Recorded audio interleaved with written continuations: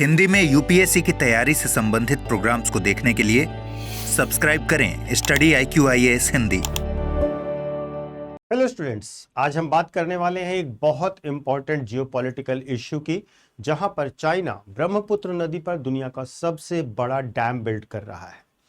ब्रह्मपुत्र नदी पर एक ऐसा मेगा डैम बन रहा है जो न सिर्फ बिजली का उत्पादन करेगा बल्कि भारत और बांग्लादेश के लिए एक बहुत बड़ी चिंता का सबब भी है, क्योंकि यहां से डिसाइड होगा कि भारत और बांग्लादेश में बाढ़ आएगी या सूखा आएगा। हाँ, जो चाइना का ये नया प्रोजेक्ट है ये तिब्बत में स्थापित किया जा रहा है, हमारी सीमा से महज कुछ किलोमीटर दूर है और यह पूरी दक्षिण एशिया की जल सुरक्षा को लेकर एक बड़ा खतरा भी है। तो ये है चाइना का टिकिंग वाटर बम, जिसे कभी भी चाइना रिलीज कर सकता है against India and Bangladesh. Brahmaputra नदी वास्तव में जो तिब्बत से होकर के भारत में आती है, जिसका ओरिजिन चाइना में है, तो जो ये तिब्बत में होती है तो इसको यारलुंग जाम्बो कहते हैं। ये सिर्फ एक नदी नहीं है, ये असम और अरुणाचल प्रदेश के साथ साथ बांग्लादेश के लिए भी लाइफलाइन है। और चीन अब इसी नदी पर एक बहुत बड़ा, इवन दुनिया का सबसे बड़ा डैम बना रहा है, सबसे बड़ा हाइड्रो पावर प्रोजेक्ट बना रहा है। ये डैम कितना बड़ा है इसकी जानकारी महज कुछ पॉइंट से आप समझ सकते हैं। इसमें 5 कैस्केड हाइड्रो पावर स्टेशन बनाया जा रहा है, जिसकी लागत, जिसकी केवल कॉस्ट 168 अरब डॉलर की आ रही है। इससे 300 बिलियन यूनिट का उत्पादन करने का दावा किया जा रहा है चाइना के द्वारा। तो चाइना तो जो दावा कर रहा है वो बिजली उत्पादन को लेकर है, लेकिन एक्सपर्ट्स का ये मानना है कि ये प्रोजेक्ट केवल बिजली के लिए नहीं है बल्कि पानी को हथियार बनाने के लिए है। क्या ये जो डैम है भारत के लिए एक टिकिंग बम साबित हो सकता है, टिकिंग वाटर बम साबित हो सकता है? आज की हमारी चर्चा इस डैम के बारे में, चाइना की रणनीति के बारे में और भारत की प्रतिक्रिया के बारे में है।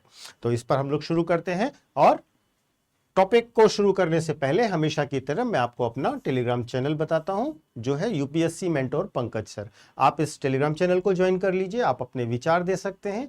टॉपिक से रिलेटेड जो भी वीडियोस हैं उनके करंट अफेयर्स के, और जो संडेज में हम करंट अफेयर्स लेते हैं 9 बजे पॉलिटी और 11 बजे इकोनॉमी का वीकली करंट अफेयर सेशन, उन सब के पीडीएफ आप यहां से प्राप्त कर सकते हैं। और यूपीएससी की प्रिपरेशन में अगर आपको लगता है कि किसी भी चीज में आपकी मदद चाहिए आपको, या कोई गाइडेंस चाहिए, आप मुझसे कॉन्टैक्ट कर सकते हैं वाया दिस टेलीग्राम चैनल।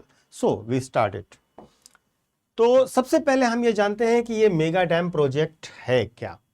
ठीक है, सबसे पहले मेगा डैम प्रोजेक्ट के बारे में जानते हैं। तो वास्तव में तिब्बत के मेडोंग इलाके में बन रहा ये डैम भारत की सीमा से कुछ ही किलोमीटर दूर है। इसे बनाने का मकसद बताया जा रहा है कार्बन न्यूट्रल रणनीति और ग्रीन एनर्जी। लेकिन इतना बड़ा डैम ब्रह्मपुत्र के प्राकृतिक बहाव को प्रभावित करेगा, पूरे बहाव को बदल देगा इनफैक्ट।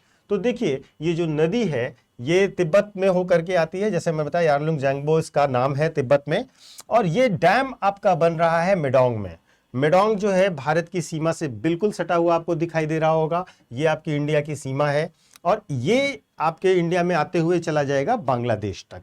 तो तिब्बत में एक सिटी है जिसका नाम है नियांगची।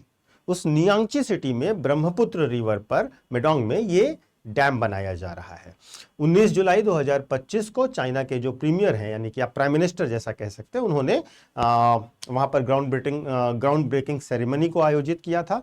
और इसकी क्षमता लगभग हम मोटे तौर पर कह सकते हैं कि 60,000 मेगावाट की होगी, जो कि दुनिया का लार्जेस्ट हाइड्रो पावर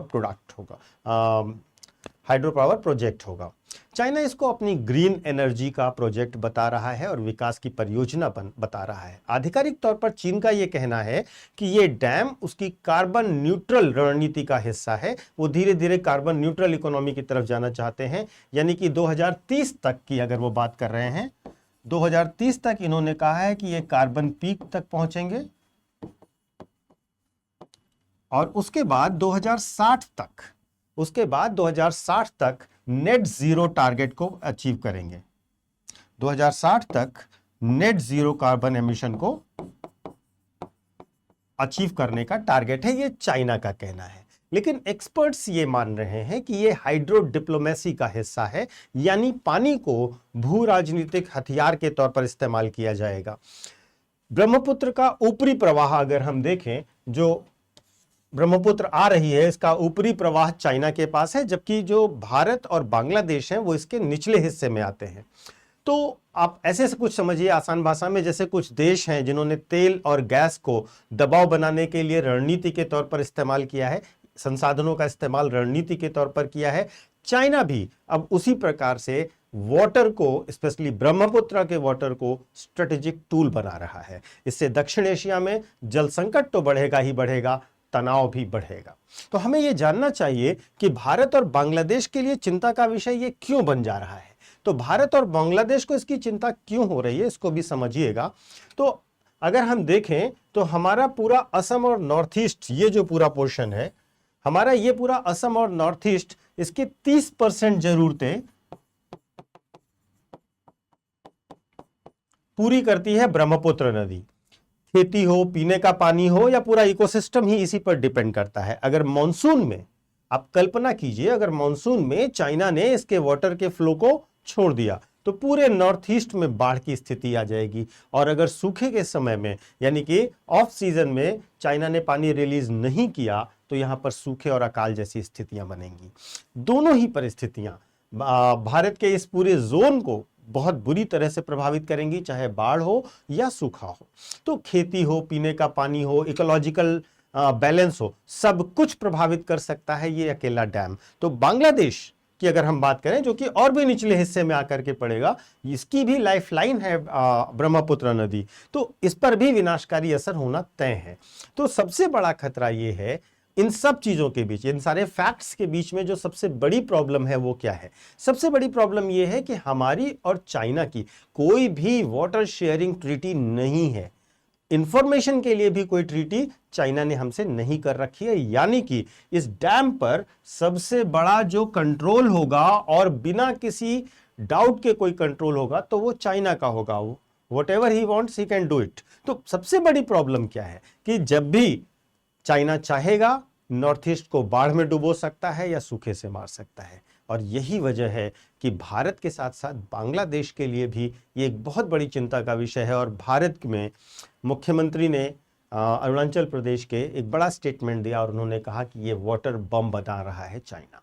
तो ये बहुत महत्वपूर्ण है और भारत ने इस पर कुछ प्रतिक्रियाएं दी हैं, और भारत क्या प्रतिक्रिया दे सकता है उसको लेकर के भी हमें जाना चाहिए।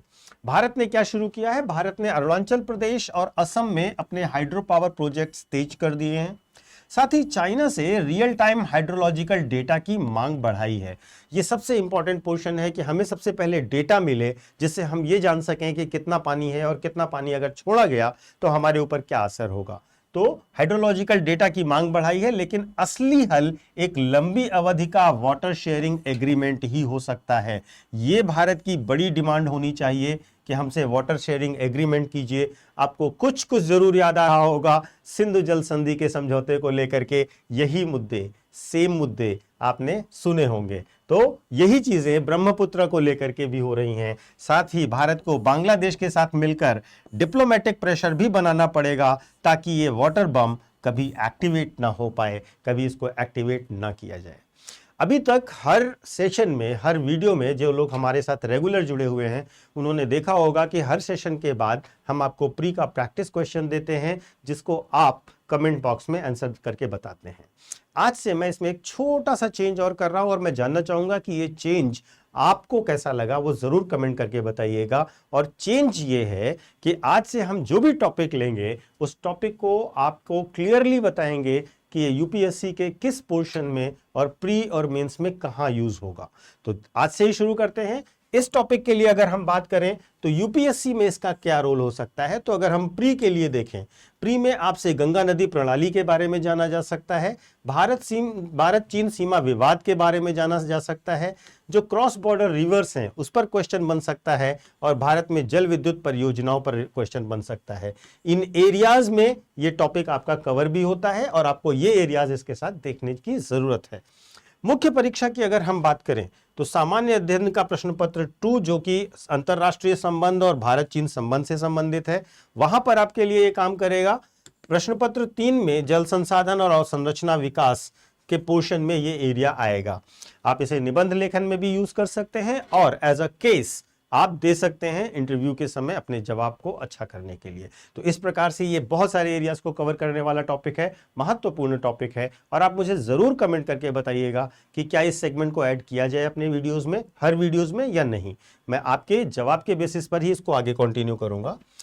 आगे बढ़ने से पहले और प्रैक्टिस क्वेश्चन देने से पहले वही सिंपल अनाउंसमेंट जो मैं सारे बच्चों के लिए हमेशा करता हूं, जो नए बच्चे मेरे साथ जुड़ रहे हैं, स्टडी IQ IAS हिंदी से जुड़ रहे हैं और हिंदी मीडियम में यूपीएससी की बेहतरीन तैयारी करना चाहते हैं, अच्छी मेंटोरशिप चाहते हैं, अच्छा गाइडेंस चाहते हैं, books notes up to the mark and updated चाहते हैं, वो सारे बच्चे जिन्होंने अभी तक 2026 को टारगेट किया है लेकिन कोई बैच ज्वाइन नहीं किया है, उन सबसे हमारी रिक्वेस्ट है कि आप हमारे प्रतिज्ञा बैच से जुड़ें। और ये प्रतिज्ञा बैच आपको बेहतरीन क्लासेस, रेगुलर क्लासेस के साथ साथ पूरी books, study material, test series, writing practice, notes और इसके साथ साथ मेंटोरशिप भी देगा। आपको एक प्रॉपर मेंटोर अलॉट किया जाएगा जो आपसे हमेशा टच में रहेगा।